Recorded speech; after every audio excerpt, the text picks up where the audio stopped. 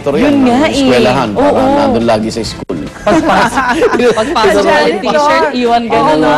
Ha? Gabi na nasa eskwelahan pa rin. So, balikan daw ng bagets dapat bago umuwi. dito talaga. Pag Pinoy makakaisip at makakaisip ng paraan, no? Sana sa kabutihan na lang natin I-check nyo yung mga backpack ng anak nyo. Dahil yung mga baon na damit Extra shirt. Extra shirt. Dahil bawal sila sa mga mall pag naka-uniform. Totoo yan. Totoo yan. Kaya may pampalit kami nun eh. Sa American naman. Parang ginawa nyo ba dati? Oo. At bawal na mag-iwan doon sa mga bookstore. Iniiwan namin yung mga bag namin. Bawal na rin yun. Bawal. Pag estudyante. Oo, basta bawal. estudyante, Kaya no? dapat nasa school. Dapat. Sa Amerika naman lumipad para sa pinakahuling pagkakataon ng Space Shuttle Discovery. Nakasampa sa Boeing 747. Lumipad itong paikot ng New York at dumaan pa ng White House. Inilipat sa Smithsonian National Air and Space Museum ang shuttle matapos itong makumpleto ang kanyang huling space voyage Marso noong nakaraang taon.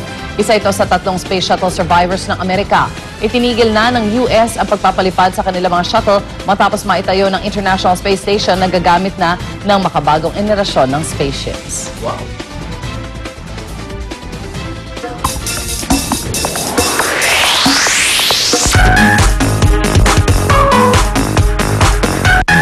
So ito na mga balitang pinag-uusapan sa net ang ating web hirit. Unang web hirit mula sa Yahoo News, engagement ring na binigay ni Brad Pitt kina Jennifer Aniston at Angelina Jolie, ikinukumpara. Last week na pabalitang engaged na sina Angelina Jolie at Brad Pitt. At isa sa mga mainit na pinag-uusapan ngayon ay ang engagement ring na binigay ni Brad kay Angie.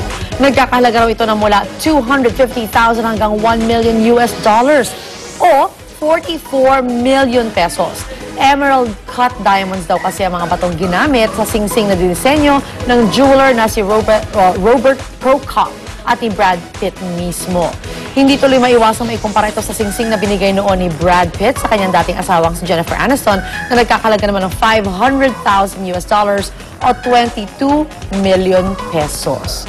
Siguro kasi mas simple ang hilig ni Jennifer Aniston kaysa kay Angelina Jolie. Whatever, at least maganda ang singsing pareho. Siguro binabagay niya sa personality ng kanyang loved one at that moment.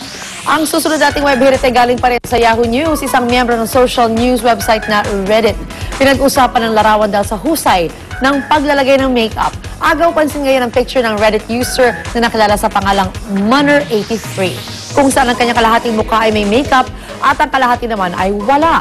Dahil sa power ng makeup na gawa ng babae na mas maging visible ang kanyang singkit na mata. Sa ngayon, meron ng 5,000 votes at 4,000 downvotes ang nasabing larawan. All I can say is for people like me, mga mas maliliit ang mata. That's a good thing, ha? At least meron tayong alternative. Pwede natin palakihin, pwede maliit, okay lang. She made it really, really nice na sana makopy ng ibang tulad namin. Ang huling web hirit naman natin ay mula sa time.com. Isang 4 na taong gulang na batang babae, bagong miyembro ng Mensa na isang grupo para sa mga matatalino. Siya si Heidi Hankins, 4 na taong gulang mula sa England. Paano ba naman kasi meron siyang 159 na IQ na mas mababa lang daw 1 puntos sa IQ ni na Albert Einstein at Stephen Hawking.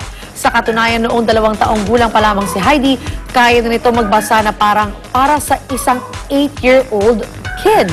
At ayon sa mga magulang ni Girl Genius, napakagaling daw na memory nito, lalo na sa oras, lugar, at detalye. Kaya kailangan maalagaan siya ng mabuti. At mga anak, at tignan natin, baka mga anak din natin, pwede sa Mensa, why not? Genius, another Albert Einstein. At yan ang mga balita pinag-uusapan online. Abangan din bukas ang ating mga top web hirit. Samantala mga kapuso, ito maagang showbiz balita ni Luan D. Luan? Genius! Wish ko lang. Good morning, Lynn. Good morning din po mga kapuso. Nagsalita na ang legacy star na si Heart Evangelista ukol sa usap-usapang hiwalayan nila ng Brazilian-Japanese model na si Danielle Matsunaga. Tumanggi pang magsalita noong unang dalaga pero kalaunay inamin na rin ito na break na nga sila ng dating kasintahan. Dagdag pa ni Heart, wala naman daw talagang kasiguraduhan sa anumang relasyon kung magtatagal ito at kung ito na ang magiging huli.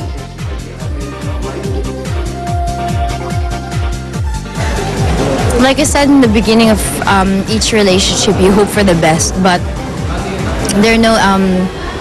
there's nothing, what do you call this, certain in life, and there's nothing permanent. It's always change.